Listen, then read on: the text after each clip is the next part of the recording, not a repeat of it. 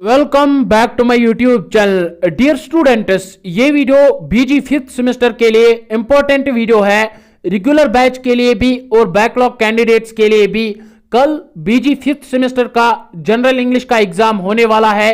Streams का चाहे medical है, नॉन मेडिकल है, आर्ट्स है, यानी जिसका भी कल जनरल इंग्लिश का एग्जाम होने वाला है। सो काफी स्टूडेंट्स को, बैकलॉग कैंडिडेट्स को भी और कुछ रेगुलर स्टूडेंट्स को भी इस सब्जेक्ट के रिगार्डिंग कुछ कंफ्यूजन्स है, कुछ क्वेश्चंस है, जो कि हम इस वीडियो में एक एक करके डिस्कस करेंगे। और आई होप कि इस वीडियो को देखने के बाद आपके सारे कंफ्यूजन्स दूर हो जाएंगे। सो वीडियो को स्टार्ट करने से पहले अगर आप इस चैनल पर पहली बार विजिट कर रहे हैं तो इस चैनल को सब्सक्राइब करें। सो बैकलॉग कैंडिडेट्स की पहले बात करते हैं। काफी बैकलॉग कैंडिडेट्स पूछ रहे थे कि सर हमें अपने सिलेबस के हिसाब से क्वेश्चन पेपर आएगा या हम रेगुलर का सिलेबस पढ़े। सो बैकलॉग कैंडिडेट्स को मैं बताना चाहूंगा, अगर बैकलॉग यानी आपके बैच का और रेगुलर बैच का सिलेबस सेम है, फिर चाहे आप रेगुलर बैच का पढ़े या अपना पढ़े, वो एक ही बात है। लेकिन अगर सिलेबस चेंज हुआ है, यानी बैकलॉग कैंडिडेट का सिलेबस अपने टाइम पे एक था और रेगुलर का चेंज हुआ है, तो बैकलॉग कैंडिडेट्स को अपना सिलेबस पढ़ना चाहिए, उसी हिसाब से उनका क्वेश्चन पेपर आएगा। तो अब रेगुलर बैच की बात करते हैं।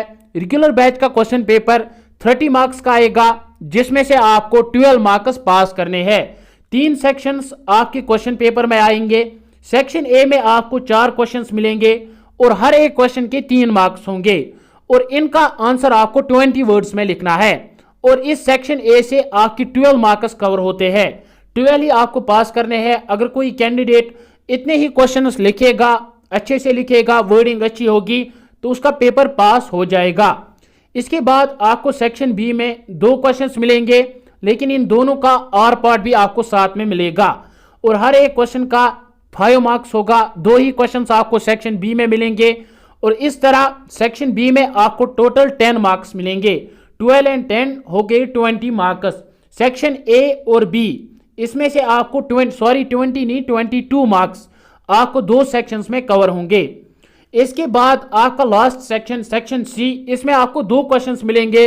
2 में से सिर्फ आपको एक क्वेश्चन करना है और इस एक क्वेश्चन के आपको 8 मार्क्स मिलेंगे।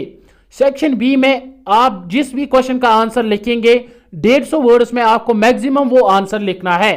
सेक्शन ए में 20 वर्ड्स में आंसर लिखना है और जो लास्ट सेक्शन है सेक्शन सी, इसमें आपको एक क्वेश्चन का 300 वर्ड्स में आंसर लिखना है। सो इस तरह आपका पेपर कंप्लीट हो जाएगा और चांसेस है ग्रामर भी आ सकता है, क्योंकि ग्रामर सिलेबस में है, रेगुलर बैच के सिलेबस में ग्रामर है। सो ग्रामर भी आ सकता है, यानी सेक्शन ए में अगर शॉर्ट आंसर टाइप आते हैं तो उसके बदले कश्मीर यूनिवर्सिटी उसमें ग्रामर फ्रेम कर सकती है, ग्रामर के क्वेश्चन डाल सकती है 12 मार्क्स के। तो ये आपको ध्यान में रखना है कि ग्रामर भी आ सकता है और रिस्क नहीं लेनी है। अगर आपने चैप्टर्स पढ़े हैं तो आप ग्रामर पे भी नजर रखें। मुमकिन है आ सकता है, नहीं भी आ सकता है, इसकी कोई श्योरिटी नहीं है। हम ऐसा नहीं कह सकते कि कश्मीर यूनिवर्सिटी ग्रामर नहीं देगी हमें एग्जाम पेपर में, क्योंकि सिलेबस में जब है तो वो कुछ भी पूछ सकती है जो आपने पढ़ा है। सो इस तरह आपका क्वेश्चन पेपर आएगा और 12 मार्क्स आपको पास करने हैं। कोई भी प्रॉब्लम होती है पेपर लिखने के दौरान, सबमिट करने के दौरान, तो कन्वीनर से आप उस टाइम पे बात कर सकते हैं। सो आई होप कि आपके सारे कंफ्यूजन्स दूर हुए होंगे। और भी अगर कोई आपका क्वेश्चन है जो आपको कंफ्यूजन में डाल रहा है तो कमेंट सेक्शन में आप बताएं, वहां से मैं आपको रिप्लाई करूंगा और आपका कंफ्यूजन दूर हो जाएगा। इसके अलावा जनरल इंग्लिश के नोट्स, गेस्ट पेपर, उसकी लिंक मैं डिस्क्रिप्शन में दे रहा हूं, वहां से जाके आप उनको भी डाउनलोड कर सकते हैं और उसकी हेल्प लेके आपकी प्रेपरेशन और ज्यादा अच्छी हो सकती है। सो नेक्स्ट वीडियो में फिर मुलाकात होगी। Till then take care.